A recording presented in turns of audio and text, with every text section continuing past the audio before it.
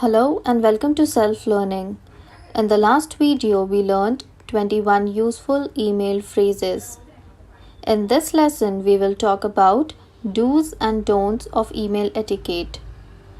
As we all know, when it comes to communicating in the workplace, email is the most common form of electronic communication. So always remember that with every email you write and rewrite, a perception of your maturity, responsibility, and very importantly, about your personality. Before you start writing, always ask yourself, is it being addressed to the correct person to contact? What do I want to achieve by sending this mail? Should this conversation be held in person or over the phone? Written communication should always be more polished and formal than real-life spoken communication. So let us see do's of email etiquette. Use a strong subject line. Always make sure that your subject line is relevant and descriptive. Avoid writing subject lines which are very lengthy or which are just one word. So keep it short and place the most important words at the beginning.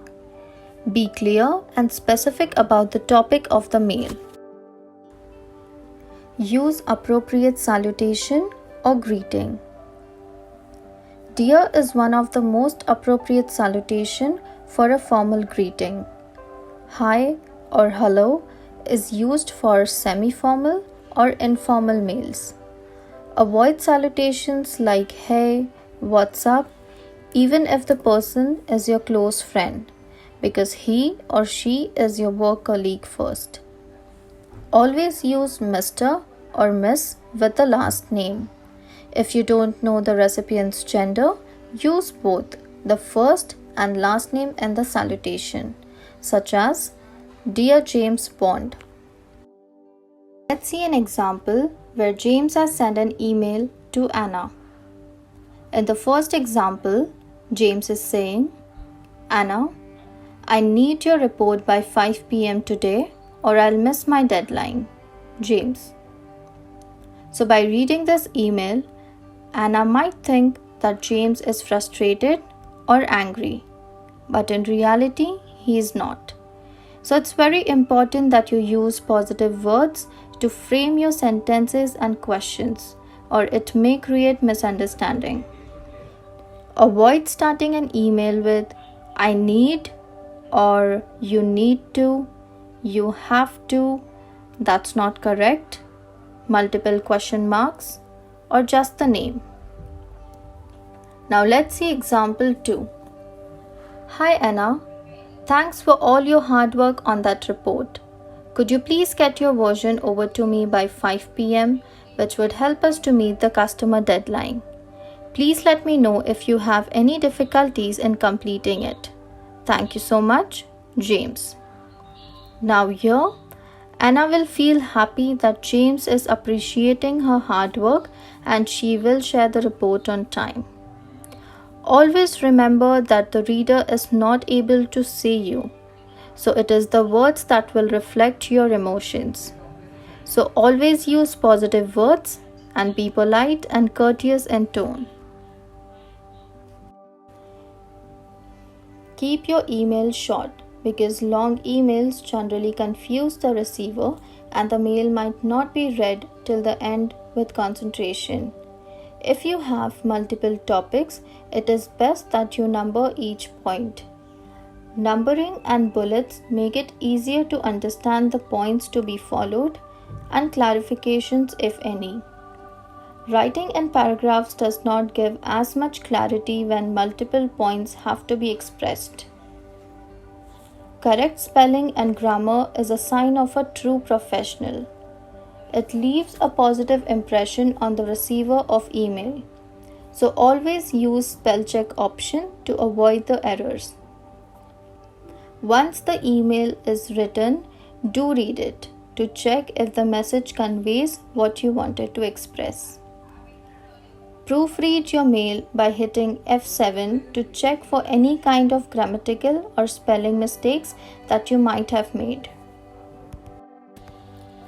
Make sure the attachments are in the right format, because the format on your system might not work on others' system. So before sending any attachment, you can confirm with the receiver on the format he can use on his system. Always recheck whether the attached file is the one you want to send. The size of the attachments also matters. Sending large attachments via emails should be avoided. In case of multiple attachments, you can zip and send the file. Use out-of-office assistant when on a long leave.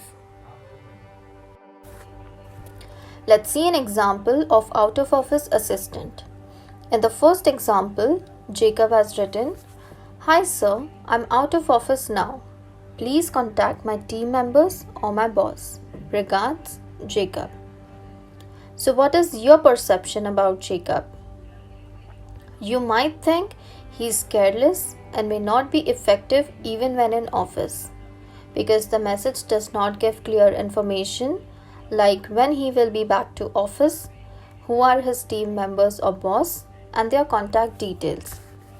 It is very important to mention the date you will return to office and contact details of your team members or boss, because the out-of-office assistant helps to keep people informed about your absence and whom to contact until you return.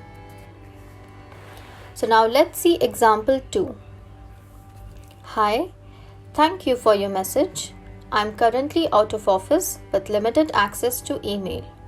I will be returning on July 13th, 2020. If you need immediate assistance, please contact James Bond. Thank you, Emma. In this example, Emma has mentioned the date she will be returning to office and the contact details. So this will help the senders to take alternative decisions. Make sure your signature should be a formal one. Avoid a very lengthy signature. Just your name, contact details, name of your organization, and the website of the company you are working with should be enough. Don't use one-word responses like okay, yes, no, done, because this will be considered as lack of interest in the subject of the email. Don't use abbreviations like cause, grade, as the recipient may not understand them. SMS language is not professional and should be avoided. Don't use smileys. All uppercase is considered as rude in email etiquette. It is considered as shouting. So never ever write an email in all uppercase. Always remember, usage of all uppercase can lower your image. In this lesson, we have learned email should be concise and to the point. Make use of proper spelling, grammar, and punctuation. Always answer swiftly. Include your signature. Learn to read the email before you send it. If you have any questions, please put it in the comment section below. I'll be back with a new lesson. Till then, you take care and keep learning.